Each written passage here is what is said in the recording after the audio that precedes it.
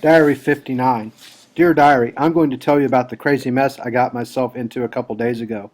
It all started about a month ago when I was assigned to read The Catcher in the Rye. I took one good look at the plain white cover and set it on my desk, where it managed to collect dust. I thought to myself, what can this book teach me? I really wasn't up to reading this book, but somehow I managed to pick it up.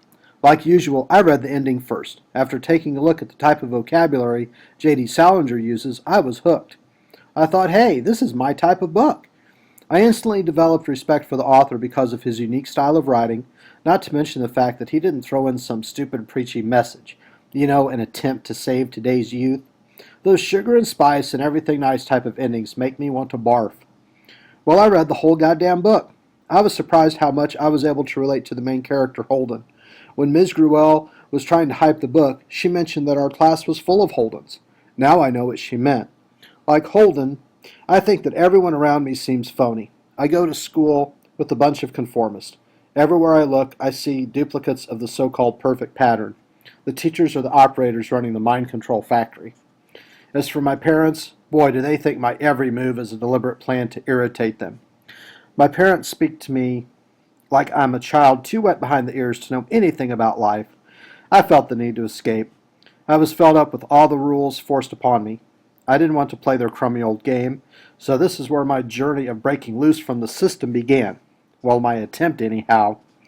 One night, a couple of girlfriends and I were sitting around watching TV and talking. Girl stuff. Then the phone rang. It was my mother.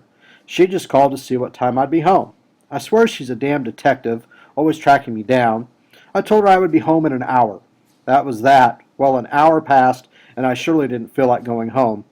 So instead of heading home, my friends and I decided to take a drive to the beach. I don't know how, but somehow between my friend's house and the beach, we ended up in Las Vegas. I guess we must have taken a wrong turn somewhere. No, I'm just kidding. That was the explanation I gave my mother. Unfortunately, she didn't buy it. The truth is, my best friend had never been to Las Vegas, and it seemed like a good idea at the time. We arrived in Las Vegas to witness the sunrise from behind the casinos. Once in Las Vegas, we cruised around taking pictures and even more pictures, and that's pretty much it. It's not like I could gamble. I'm only 16. Soon after that, I decided to call home. I was bored, and besides, I had been gone all night. I figured my mom would be a bit angry. Okay, so she was furious and even threatened to call the Las Vegas police and report my friend's license plate number. Well, that totally ruined our road trip. After that heart talk with dear old Mom, we decided to try something we hadn't the night before. Following an exquisite breakfast at one of Las Vegas' five-star restaurants, Burger King, we headed home.